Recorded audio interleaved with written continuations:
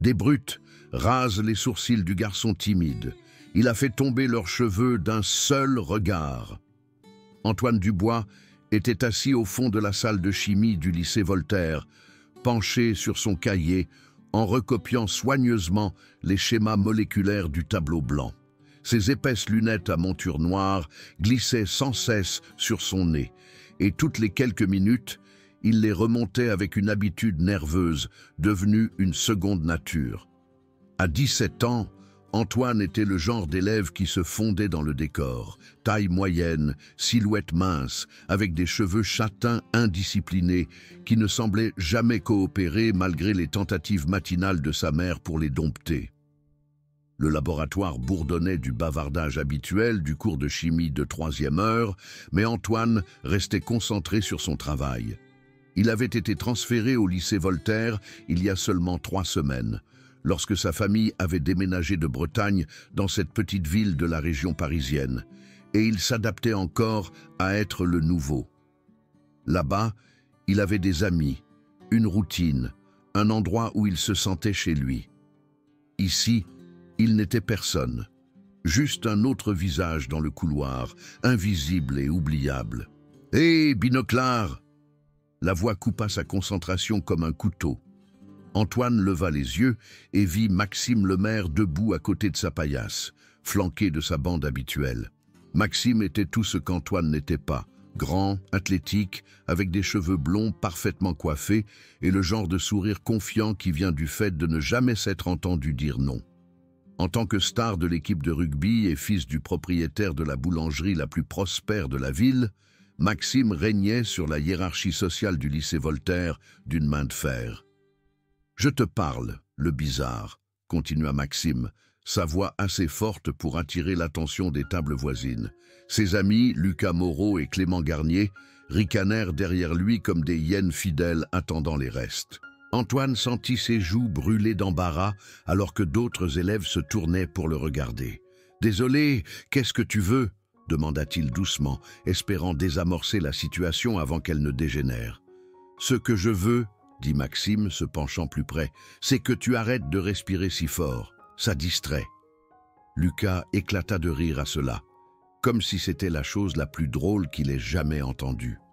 Madame Dubois, la professeure de chimie, était occupée à aider les élèves à l'avant de la classe et semblait ne pas remarquer la confrontation qui se préparait à l'arrière. Antoine avait appris en peu de temps que les professeurs du lycée Voltaire avaient une capacité remarquable à détourner le regard lorsqu'il s'agissait du comportement de Maxime. « Je ne faisais pas, » commença Antoine, mais Maxime le coupa. « Ne faisais pas quoi? Respirer, parce que tu le faisais certainement. » Maxime se pencha et fit tomber les lunettes d'Antoine de son visage. Elles tombèrent bruyamment sur le sol et Antoine se laissa immédiatement tomber à genoux pour les récupérer, le visage brûlant d'humiliation.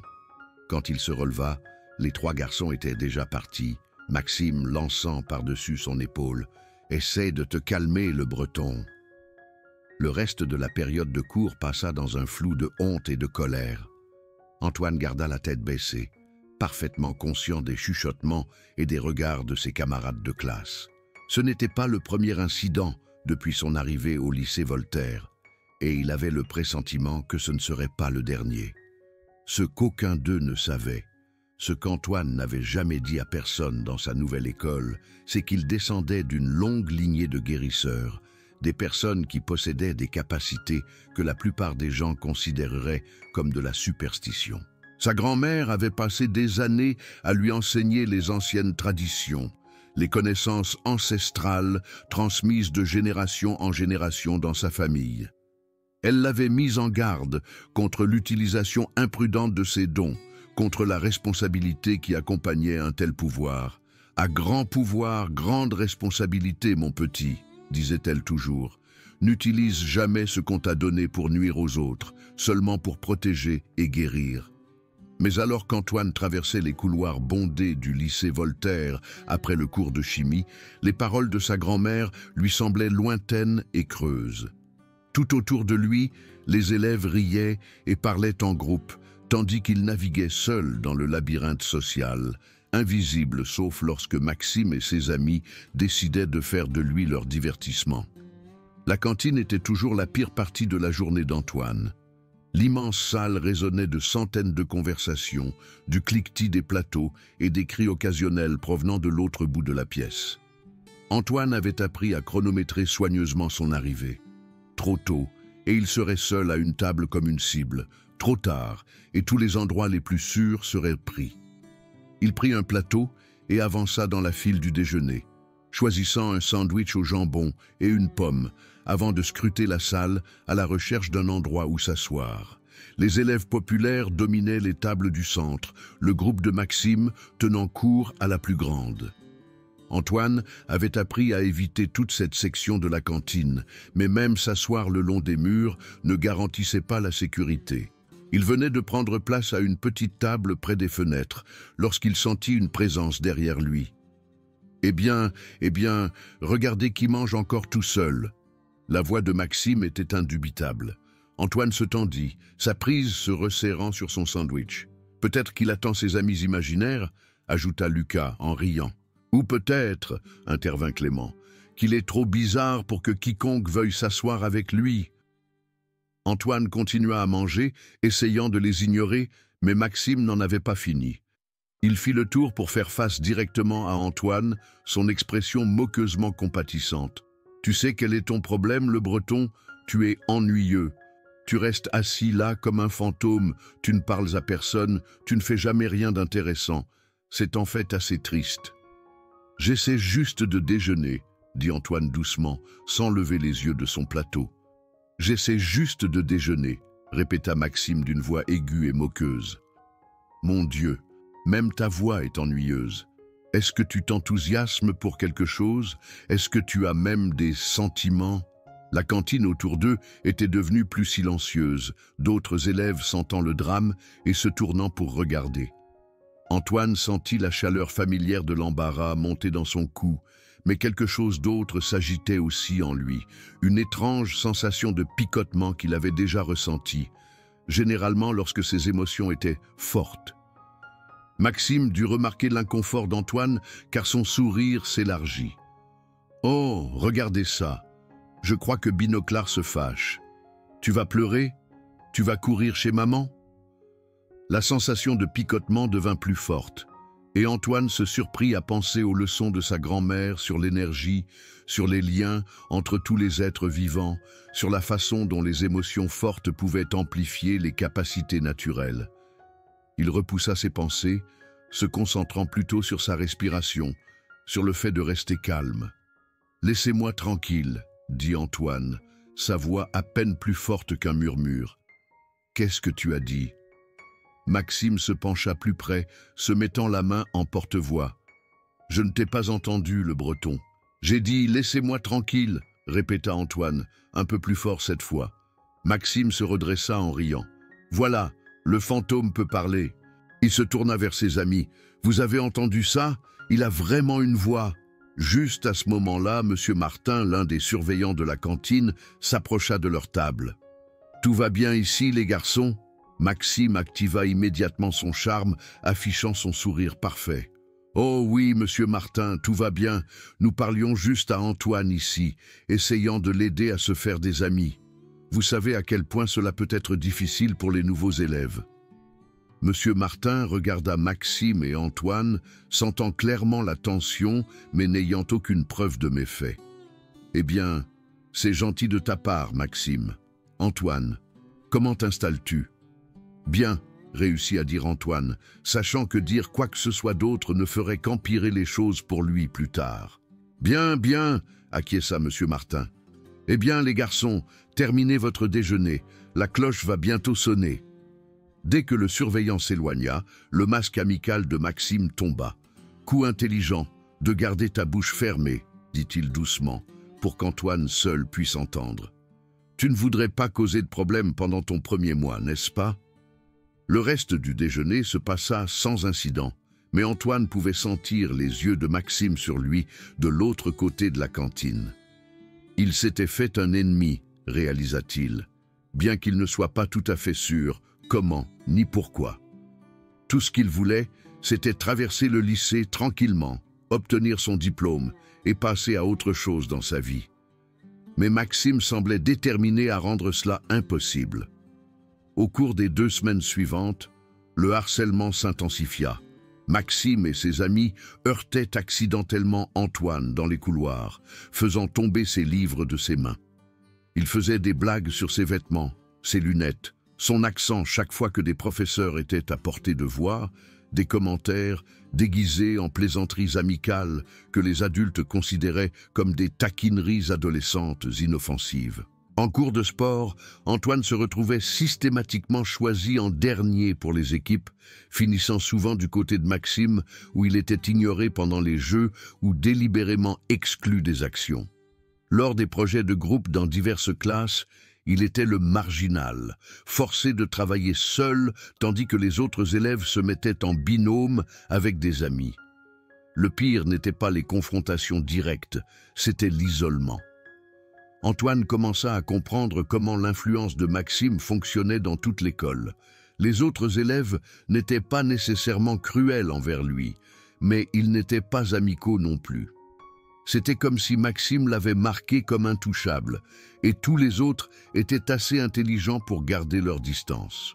Antoine essaya d'appeler sa grand-mère en Bretagne, espérant obtenir des conseils, mais elle ne fit que répéter ses avertissements habituels sur l'utilisation responsable de ses capacités. « Patience, mon petit », avait-elle dit lors de leur dernière conversation.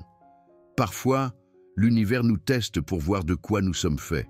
Souviens-toi, la vraie force ne réside pas dans ce que tu peux faire aux autres, mais dans qui tu choisis d'être quand personne ne regarde. » Mais la patience devenait de plus en plus difficile à maintenir, surtout que Maxime semblait devenir plus audacieux chaque jour qui passait. Pendant le cours de français de 4e heure, Maxime chuchotait des insultes juste assez fort pour qu'Antoine les entende, mais assez doucement pour que Madame Lemoine ne les remarque pas. Dans les couloirs entre les cours, les amis de Maxime formaient une barrière, forçant Antoine à les bousculer ou à prendre des itinéraires plus longs vers ses destinations. Le point de rupture survint un vendredi après-midi à la fin du mois d'octobre. Antoine était resté après l'école pour travailler sur un projet de chimie dans le laboratoire, espérant éviter le chaos habituel de la sortie des classes. L'école était presque vide, à l'exception de quelques professeurs et élèves impliqués dans des activités périscolaires. Il rangeait ses affaires lorsque Maxime, Lucas et Clément apparurent à la porte du laboratoire de chimie. L'estomac d'Antoine se noua. Il était seul, et il n'y avait aucun professeur dans les environs pour intervenir. « Eh bien, dit Maxime, entrant dans le laboratoire les mains dans les poches. « Regardez ce que nous avons ici, tout seul et nulle part où courir. » Antoine continua à ranger son sac à dos, essayant de projeter le calme même si son cœur battait la chamade. « Je termine juste, dit-il doucement. Je ne vous gênerai plus dans une minute. » « Oh, tu ne nous gênes pas, répondit Maxime, sa voix d'un ton faussement amical. « En fait, nous te cherchions. Nous avons une petite proposition. » Lucas et Clément s'écartèrent légèrement, bloquant les sorties du laboratoire. Antoine réalisa qu'il était piégé. « Tu vois, le truc c'est, continua Maxime s'approchant, tu es au lycée Voltaire depuis plus d'1 mois maintenant, et tu ne sembles toujours pas comprendre comment les choses fonctionnent ici.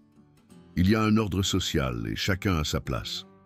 Je ne cherche pas les ennuis, dit Antoine, se tournant finalement pour leur faire face. Mais les ennuis t'ont trouvé quand même, dit Lucas en riant. Maxime acquiesça. Lucas a raison. Le problème, c'est que tu ne connais pas encore ta place, et ça rend les choses inconfortables pour tout le monde. Qu'est-ce que vous voulez ? Demanda Antoine, bien qu'il ait peur d'entendre la réponse. Le sourire de Maxime s'élargit. Qu'est-ce que je veux ? Je veux que tu comprennes que c'est mon école, ce sont mes amis, mes professeurs, mon territoire, et quand quelqu'un de nouveau arrive et ne montre pas le respect dû... Il ne termina pas la phrase. Au lieu de cela, il fit un signe de tête à Lucas, qui sortit son téléphone et commença à enregistrer. « Ça va être tellement bien !» dit Lucas, ajustant l'angle de sa caméra. Antoine sentit un frisson lui parcourir l'échine. « Qu'est-ce que tu fais ?»« On fait un petit film, expliqua Maxime. Quelque chose pour t'aider à te souvenir de cette conversation. Ne t'inquiète pas, nous allons nous assurer que tout le monde à l'école puisse le voir. » Avant qu'Antoine ne puisse réagir, Clément attrapa ses bras par derrière, les maintenant le long de son corps. Antoine se débattit, mais Clément était plus grand et plus fort, et la surprise lui avait donné l'avantage. « Lâchez-moi » exigea Antoine, mais Maxime se contenta de rire. « Dans 1 minute. D'abord, nous devons te faire une petite transformation. » Maxime fouilla dans son sac à dos et en sortit un rasoir électrique. « Tu vois, je réfléchissais à ton look, et j'ai réalisé quel était le problème. Ces sourcils broussailleux te donnent l'air trop sérieux, trop intense. Nous devons t'alléger un peu. » Les yeux d'Antoine s'écarquillèrent d'horreur lorsqu'il réalisa ce que Maxime avait l'intention de faire. « Non, s'il vous plaît, ne faites pas ça. »« Tiens-le tranquille, » ordonna Maxime à Clément, qui resserra son emprise sur les bras d'Antoine. Le bourdonnement du rasoir électrique emplit le laboratoire de chimie lorsque Maxime l'alluma. « Ça va être tellement bien sur les réseaux sociaux, » dit-il, s'approchant d'Antoine avec l'appareil. « Tout le monde va adorer voir la transformation du nouveau. » Antoine se débattit désespérément, mais la prise de Clément était trop forte. Il sentit le métal froid du rasoir contre sa peau, alors que Maxime commençait à raser son sourcil gauche, les cheveux foncés tombant sur le sol en petites touffes. « Parfait !» s'exclama Maxime, reculant pour admirer son œuvre. « Bien mieux. Maintenant, l'autre. » Alors que le rasoir approchait à nouveau de son visage, quelque chose à l'intérieur d'Antoine se brisa. La sensation de picotement qu'il avait ressentie auparavant revint, mais cette fois, c'était différent, plus fort, plus concentré.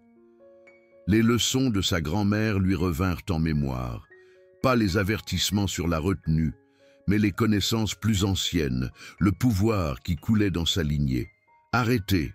dit Antoine, et sa voix portait une étrange résonance qui fit hésiter Maxime. « Ou quoi ?»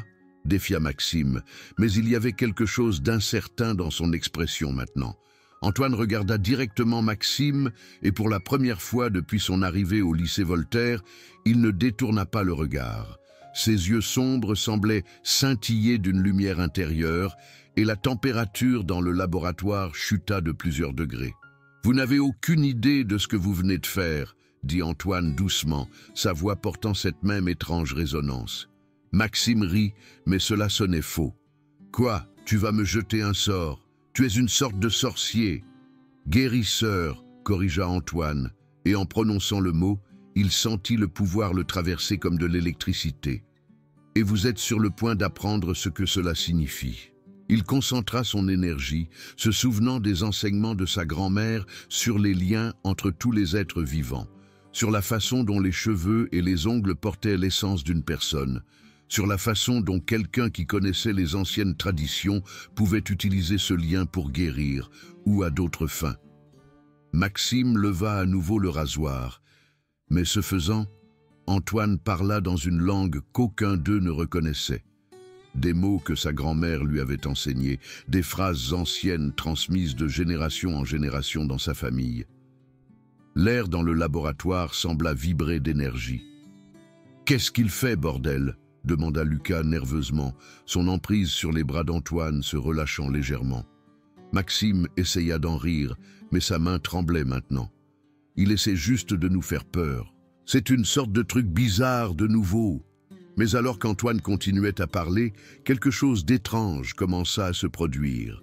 Les cheveux blonds parfaitement coiffés de Maxime commencèrent à tomber en petites touffes, tout comme les sourcils d'Antoine quelques instants auparavant. Au début, Maxime ne le remarqua pas, trop concentré sur le maintien de sa façade dure, mais l'expression d'horreur de Lucas le fit baisser les yeux. « Mec !» chuchota Lucas, son téléphone enregistrant toujours, « tes cheveux !» Maxime leva la main pour toucher sa tête et en retira une poignée de mèches blondes. Ses yeux s'écarquillèrent de choc et de terreur, alors que de plus en plus de cheveux commençaient à tomber, créant un petit tas à ses pieds. « Qu'est-ce que tu m'as fait ?» hurla Maxime, laissant tomber le rasoir alors qu'il essayait frénétiquement d'attraper les cheveux qui tombaient. La voix d'Antoine devint plus forte, les mots anciens coulant de lui avec une puissance croissante. « Clément relâcha son emprise, reculant en titubant de peur alors qu'il regardait les cheveux de Maxime continuer à tomber en quantité croissante. « Arrête ça !» supplia Maxime, mais Antoine n'avait pas fini. Il tourna son regard vers Lucas, qui tenait toujours son téléphone avec des mains tremblantes. « Tu voulais enregistrer ça ?» demanda Antoine, sa voix portant cette résonance d'un autre monde. « Assure-toi de tout avoir. » Les cheveux bruns de Lucas commencèrent à tomber ensuite, commençant lentement, mais s'accélérant rapidement. Le téléphone glissa de ses doigts tremblants, tombant bruyamment sur le sol, alors qu'il rejoignait Maxime en essayant frénétiquement d'attraper les mèches qui tombaient. Clément, voyant ce qui arrivait à ses amis, se tourna pour courir, mais le regard d'Antoine le trouva avant qu'il ne puisse atteindre la porte. « Où vas-tu » demanda Antoine calmement. « Le spectacle n'est pas encore terminé. » Les cheveux roux de Clément commencèrent à tomber par touffes, et il s'effondra à genoux, sanglotant en se regardant devenir chauve en temps réel. En quelques minutes, les trois garçons étaient complètement glabres, pas seulement sur la tête, mais leurs sourcils et tous les autres poils visibles avaient disparu. Ils se blottirent ensemble sur le sol du laboratoire de chimie, ressemblant à des créatures effrayées et sans poils, alors qu'ils levaient les yeux vers Antoine avec terreur. Antoine ramassa le téléphone de Lucas sur le sol, notant qu'il avait tout enregistré. Il arrêta l'enregistrement et baissa les yeux sur les trois garçons qu'il avait tourmentés pendant des semaines. « Voici ce qui va se passer », dit-il, sa voix revenant à la normale mais portant une autorité indubitable. « Vous allez me laisser tranquille à partir de maintenant. Vous n'allez pas me déranger, me parler ou même me regarder, à moins que ce ne soit absolument nécessaire. Vous allez dire à tout le monde à l'école que c'était une sorte d'accident. Peut-être que vous avez essayé de vous faire une blague et que ça a mal tourné. Mais vous n'allez jamais, jamais dire à personne ce qui s'est réellement passé dans cette pièce. » Maxime essaya de parler, mais seul un gémissement étranglé sortit. « Et si vous le faites, » continua Antoine, « si vous racontez à qui que ce soit, si vous essayez de vous venger, si vous pensez ne serait-ce qu'à me déranger à nouveau, ce qui est arrivé à vos cheveux vous semblera un souvenir agréable comparé à ce que je ferai la prochaine fois. » Il leva le téléphone. « Cette vidéo va rester avec moi, comme assurance. Elle montre exactement ce que vous m'avez fait et ce qui s'est passé ensuite.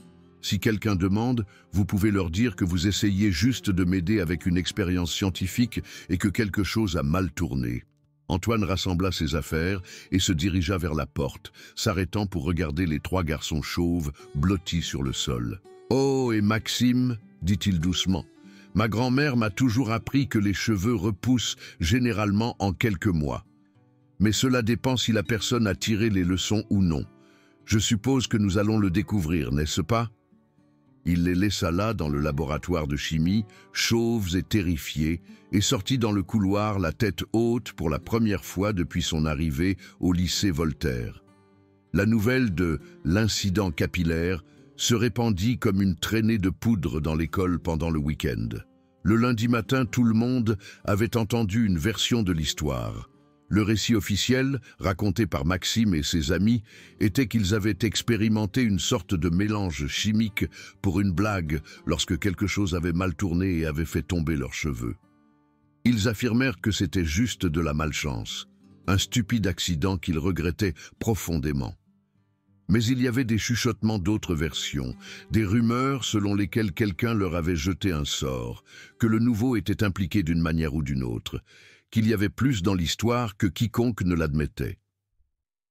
Antoine traversa les couloirs ce lundi matin avec un accueil très différent de celui auquel il s'était habitué. Les élèves s'écartèrent de son chemin, pas par peur exactement, mais par respect. Il y avait des regards curieux et des conversations chuchotées, mais personne ne le dérangeait. Maxime, Lucas et Clément furent introuvables pendant les premiers jours. Lorsqu'ils revinrent finalement à l'école, ils portaient des casquettes de baseball baissées sur leur tête et évitaient tout contact visuel avec tout le monde, en particulier Antoine. Leur comportement avait complètement changé. La fanfaronnade avait disparu, remplacée par une énergie nerveuse et une tendance à parler à voix basse. D'autres élèves commencèrent à approcher Antoine avec prudence au début, puis avec une confiance croissante lorsqu'ils réalisèrent qu'il n'était pas du tout comme les rumeurs le suggéraient. Il était calme, oui, mais aussi intelligent, drôle quand il le voulait et étonnamment compétent sur un large éventail de sujets. Léa Garnier, une fille de son cours de chimie, fut la première à s'asseoir avec lui au déjeuner. « J'espère que ça ne te dérange pas », dit-elle, posant son plateau en face de lui. « Je voulais te poser des questions sur ce problème de structure moléculaire de la semaine dernière. » Bientôt, d'autres élèves les rejoignirent. Alexandre Chen de son cours de français, Marie Santos de sport, David Kim d'algèbre.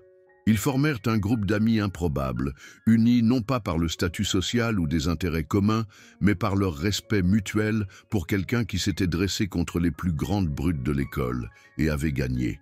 La grand-mère d'Antoine l'appela ce week-end, et d'une manière ou d'une autre, elle savait sans qu'on lui dise ce qui s'était passé. « Tu as utilisé le don », dit-elle, sa voix portant un mélange de fierté et d'inquiétude. « Je devais le faire, » répondit Antoine. « Il m'humiliait, enregistrait ça pour le montrer à tout le monde. Je ne pouvais pas les laisser. »« Je sais, mon petit, » l'interrompit-elle doucement. « Parfois, l'univers nous met dans des situations où nous devons choisir entre nos principes et notre survie. L'important est ce que tu fais après. » « Leurs cheveux repoussent, » admit Antoine. « Lentement, mais ils repoussent. » Sa grand-mère gloussa. « Bien, cela signifie que tu t'es souvenu de la leçon la plus importante. Le pouvoir sans compassion n'est que cruauté. Tu aurais pu rendre ça permanent, n'est-ce pas ?» Antoine acquiesça, même si elle ne pouvait pas le voir. « Oui, mais tu ne l'as pas fait.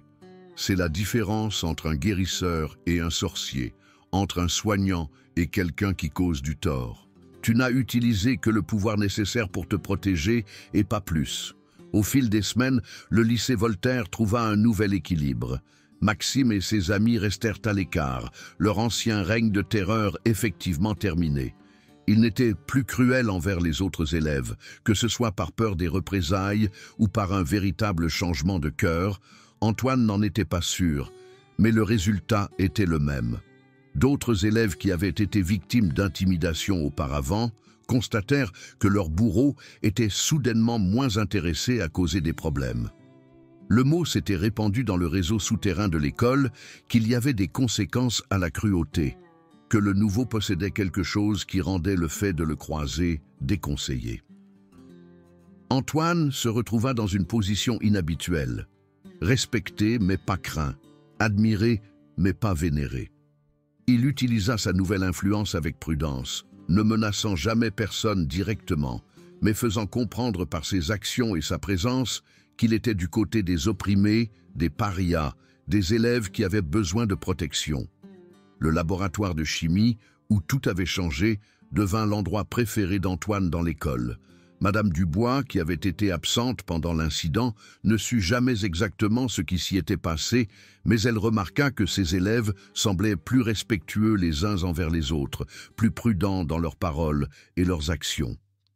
Un après-midi, alors qu'Antoine travaillait seul sur un projet de crédit supplémentaire après l'école, Maxime apparut à la porte.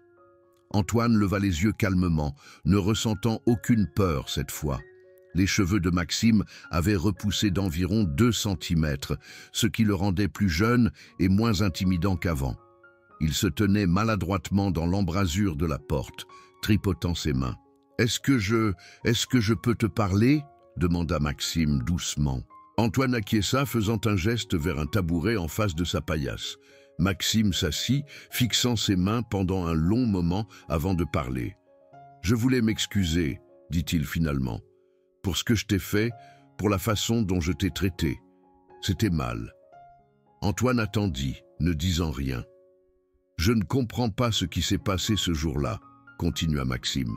« Je ne comprends pas comment tu as fait ce que tu as fait, et honnêtement, je ne veux pas savoir. Mais j'y ai beaucoup réfléchi, à la raison pour laquelle je t'ai pris pour cible en premier lieu. » Il leva les yeux vers Antoine pour la première fois depuis qu'il s'était assis. Je pense que j'étais menacé par toi. Tu étais différent et tu ne semblais pas te soucier de ce que les autres pensaient, et ça m'a fait peur. J'ai passé tellement de temps à essayer de m'intégrer, à essayer d'être ce que tout le monde attendait de moi, que quand j'ai vu quelqu'un qui n'avait pas besoin de ça, je ne savais pas comment gérer ça. » Antoine réfléchit à cela pendant un moment. « Tu as rendu ma vie misérable pendant des semaines, » dit-il doucement. « Tu m'as humilié devant toute l'école. »« Je sais, » dit Maxime, sa voix à peine plus forte qu'un murmure. « Je sais, et je suis désolé. Je ne m'attends pas à ce que tu me pardonnes, et je ne m'attends pas à ce que nous soyons amis. Je voulais juste que tu saches que je comprends maintenant à quel point j'avais tort. » Antoine étudia le visage de Maxime, cherchant des signes de tromperie ou de manipulation, mais ne vit que des remords et de la peur sincère. Ce n'était pas le garçon confiant et cruel qui l'avait tourmenté, c'était quelqu'un qui avait été fondamentalement changé en faisant l'expérience de l'impuissance pour la première fois de sa vie. « Tes cheveux repoussent, » observa Antoine. La main de Maxime alla inconsciemment à sa tête. « Ouais, lentement. Les médecins ne comprennent pas ce qui a causé ça. Ils continuent de faire des tests, mais tout revient à la normale. Peut-être, dit Antoine prudemment, qu'il repousse parce que tu apprends à être une meilleure personne. » Les yeux de Maxime s'écarquillèrent légèrement. « Est-ce que ça veut dire, est-ce que tu peux contrôler ça, qu'il repousse ou non ?»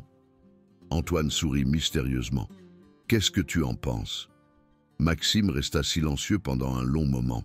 « Je pense, dit-il finalement, que je ne veux jamais découvrir ce qui arrive aux gens qui te croisent deux fois. » « Intelligent, acquiesça Antoine.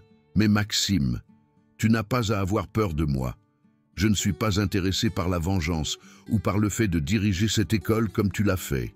Je veux juste qu'on me laisse tranquille pour vivre ma vie et aider les gens quand je le peux. » Maxime acquiesça avec gratitude. « Merci, dit-il, se levant pour partir. « Et Antoine, si quelqu'un te cause des problèmes à nouveau, si quelqu'un essaie de te faire ce que je t'ai fait, il devra d'abord me passer sur le corps. » Antoine fut surpris par cette offre.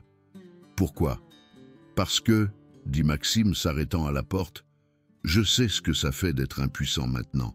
Je sais ce que ça fait d'avoir peur, d'être humilié et seul. Je ne veux plus jamais faire ressentir ça à personne. Et je ne veux certainement pas rester là à regarder quelqu'un d'autre le faire. » Après le départ de Maxime, Antoine resta seul dans le laboratoire de chimie, pensant aux paroles de sa grand-mère sur la responsabilité et la compassion. Il avait utilisé ses dons pour se protéger, et ce faisant, il avait non seulement changé sa propre vie, mais avait apparemment changé Maxime également. Au fil des mois, le lycée Voltaire devint un endroit différent. La culture du harcèlement qui avait prospéré sous l'influence de Maxime commença à s'estomper, remplacée par quelque chose de plus inclusif et respectueux. Les élèves qui avaient eu peur de s'exprimer auparavant trouvèrent leur voie. Ceux qui avaient été isolés commencèrent à nouer des amitiés. Antoine ne révéla jamais toute l'étendue de ses capacités à qui que ce soit à l'école. Mais sa réputation de personne à ne pas prendre à la légère resta forte. Plus important encore, il devint connu comme un protecteur, quelqu'un qui se lèverait pour les autres qui ne pouvaient pas se défendre eux-mêmes. Sa grand-mère lui rendit visite ce printemps, et alors qu'ils traversaient ensemble les couloirs du lycée Voltaire, elle acquiesça avec approbation à ce qu'elle voyait. « Tu as appris la leçon la plus importante, » lui dit-elle, alors qu'ils étaient assis ensemble dans le laboratoire de chimie où tout avait changé. « Le pouvoir ne réside pas dans ce que tu peux faire aux autres, mais dans qui tu choisis de devenir lorsque tu as la capacité de faire la différence. » Antoine regarda autour du laboratoire, se souvenant de cet après-midi terrifiant où trois brutes avaient essayé de l'humilier et comment leur cruauté avait réveillé quelque chose à l'intérieur de lui qui avait tout changé. « Je pensais que le plus dur serait d'apprendre à contrôler le don, » dit-il à sa grand-mère. « Mais le plus dur est de savoir quand l'utiliser et quand faire preuve de retenue. » Elle lui sourit, ses yeux pétillants de fierté. « C'est pourquoi, mon petit, le don t'a choisi. Tous ceux qui ont le pouvoir n'ont pas aussi la sagesse de bien l'utiliser. » Alors que sa dernière année approchait, Antoine réfléchit à tout ce qui avait